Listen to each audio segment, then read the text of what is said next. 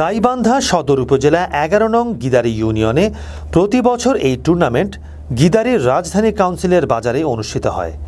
এই টুর্নামেন্টে অংশগ্রহণ করেন গিদারি দ্বিমুখী উচ্চ বিদ্যালয়ের প্রাক্তন সকল এসএসসি ব্যাচের শিক্ষার্থীরা।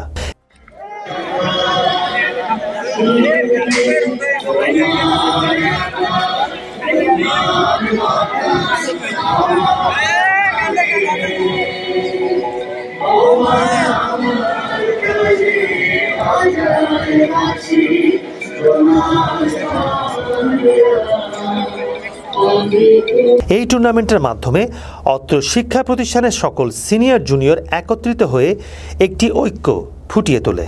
গিদারি দ্বিমুখী উচ্চ বিদ্যালয়ের প্রধান শিক্ষক মোহাম্মদ আবু বকর সিদ্দিক বলেন, এই টুর্নামেন্টটি প্রতি বছরে হওয়াতে আমরা গর্বিত।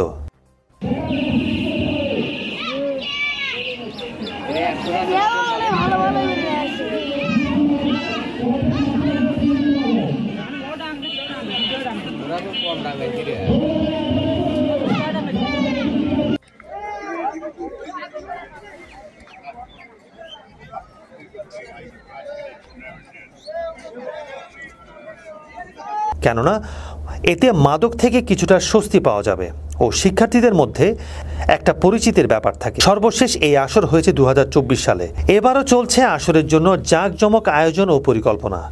প্রস্তুতি নিচ্ছে প্রতিটি ব্যাচের টিম ম্যানেজমেন্ট। কর্মব্যস্ততায় একই ব্যাচের সকল শিক্ষার্থী মিলিত হওয়া কষ্টসাধ্য। এই টুর্নামেন্ট হয়ে থাকে সাধারণত ২ ঈদের যে কোনো একটি ছুটিতে।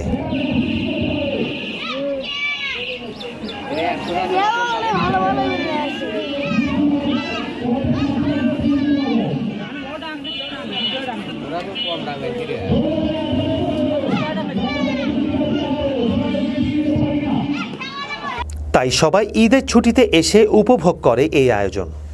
গাইবান্ধা থেকে মোহাম্মদ জাহিদুল ইসলামের রিপোর্ট।